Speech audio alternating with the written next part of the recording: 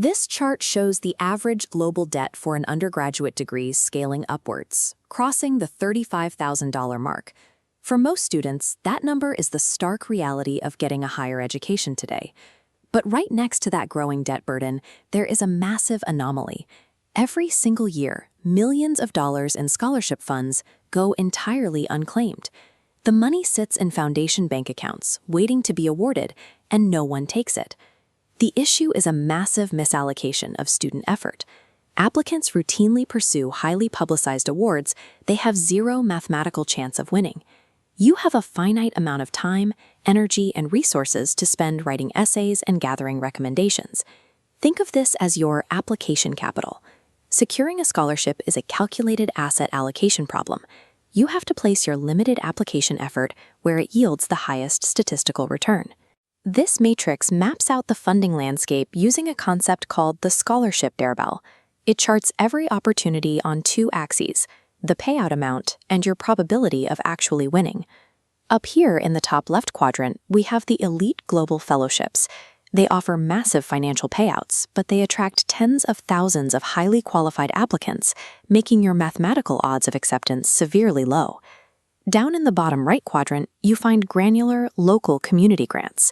These require tedious research to even discover, and the individual payouts are smaller, but the applicant pools are tiny, meaning your probability of winning here is exceptionally high.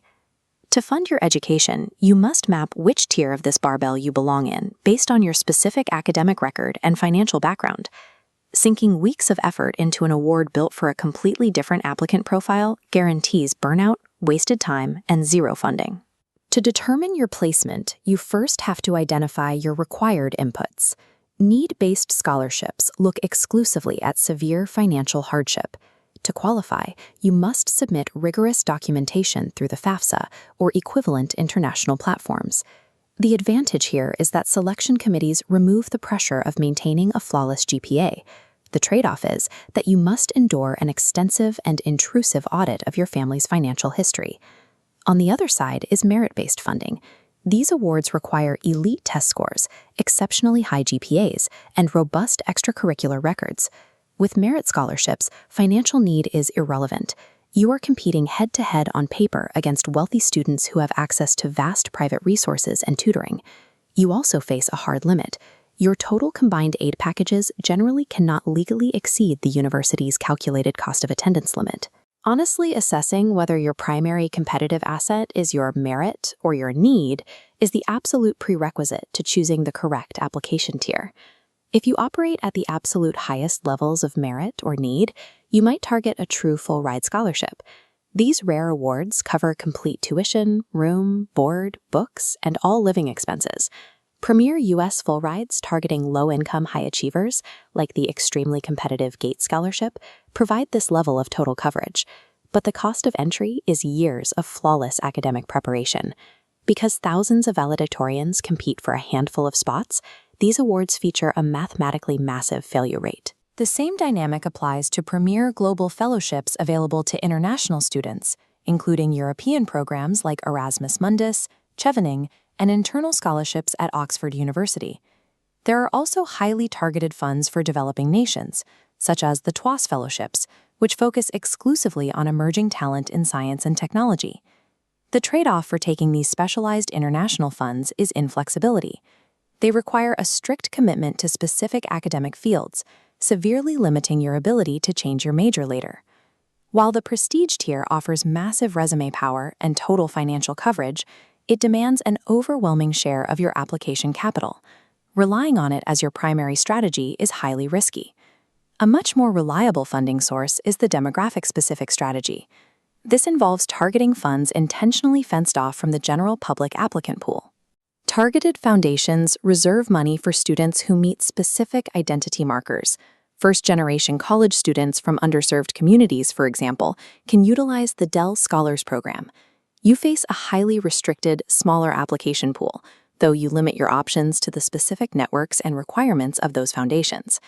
Then there is the local community grant strategy. This requires intensely researching city government websites, library boards, and high school counselor networks. These local grants offer smaller financial payouts, often between $1,500 and $5,000, and finding them requires highly tedious, unglamorous local research. However, compiling multiple smaller grants from this tier often yields the exact same net financial result as winning one elite scholarship, but with a vastly higher probability of actual success. This flowchart is a funding blueprint, mapping 3 distinct paths based on your academic record and financial constraints. For the elite academic profile, the optimal path prioritizes university merit aid and 1 or 2 elite fellowships, like Fulbright. If you fit this profile, limit time on microgrants. Your highest return is capturing massive institutional money. Following the path for the financial need applicant, the strategy shifts toward targeted foundation money, like QuestBridge, the Cook Foundation, or Dell. These specific review boards indexed heavily on resilience and hardship. They look for context, not just pure GPA perfection. Matching your specific profile to the corresponding evaluation criteria drastically maximizes your funding potential and prevents wasted effort. But the majority of viewers don't fit those extreme profiles. Decent grades and moderate family income often lead students to assume they are ineligible for funding. If you fall into this demographic, you should completely abandon the International Fellowship Lottery. Your application capital is wasted there. Instead, execute a high-volume application strategy focused on local community awards, specific demographic markers, and niche subject-specific grants.